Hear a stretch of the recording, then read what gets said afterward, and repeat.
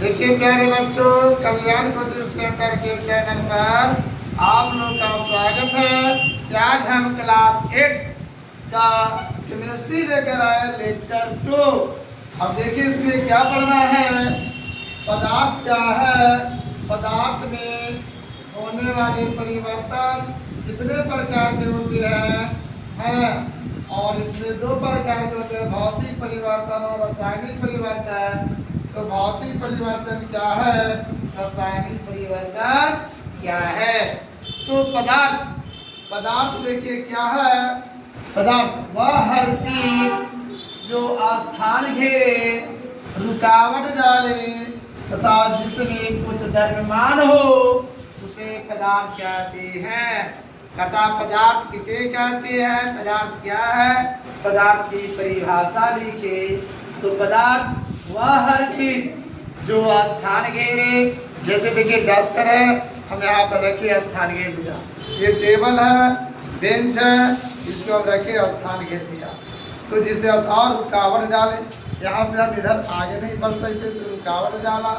जिसमें कुछ द्रव्यमान हो, वजन हो, तो उसे हम पदार्थ कहते हैं। जैसे लकड़ी, लोहा, हवा, तांबा, पानी इत्यादि, इसमें कुछ द्रव्यमान है या स्थान को घेरता है और रुकावट भी डालता है, उसी को हम पदार्थ कहते हैं।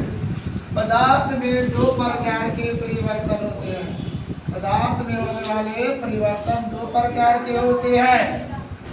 दो प्रकार के होते हैं। पदार्थ में होने वाले परिवर्तन दो प्रकार से होते हैं। पहला भौतिक परिवर्तन, फिजिकल चेंज, और दूसरा रासायनिक परिवर्तन, केमिकल चेंज। तो देखिए प्यारे बच्चों, भौतिक परिवर्तन क्या है, वैसा परिवर्तन जिसके फलस्वरूप पदार्थ के सिर्फ भौतिक गुणों में परिवर्तन होता है। इसका जो फिजिकल चेंज होता है वही होता है सिर्फ, यानी भौतिक परिवर्तन होता है, इसमें भौतिक गुणों में परिवर्तन होता और कोई नया पदार्थ नहीं बनता तथा पदार्थ पुनः अपनी पूर्वावस्था को प्राप्त कर सकता है, उसे भौतिक परिवर्तन कहते हैं। भौतिक परिवर्तन में है कि आपका चेंज हुआ और चेंज होकर फिर पुनः उसी अवस्था में आ जाता।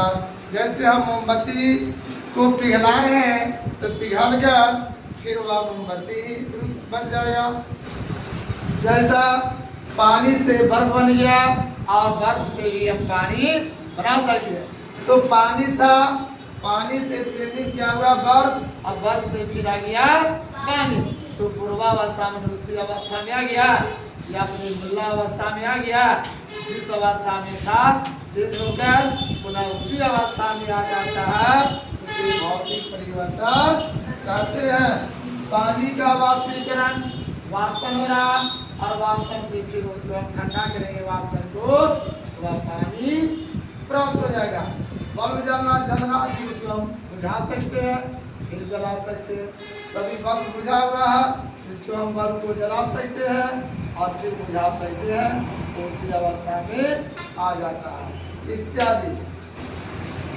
रासायनिक परिवर्तन, केमिकल चेंज, वैसा परिवर्तन जिसके फलस्वरूप पदार्थ के दोनों गुणों में अस्थायी परिवर्तन होता है। दोनों गुणों का क्या हुआ, भौतिक परिवर्तन और रासायनिक परिवर्तन। ये दोनों गुणों में अस्थायी परिवर्तन होते हैं।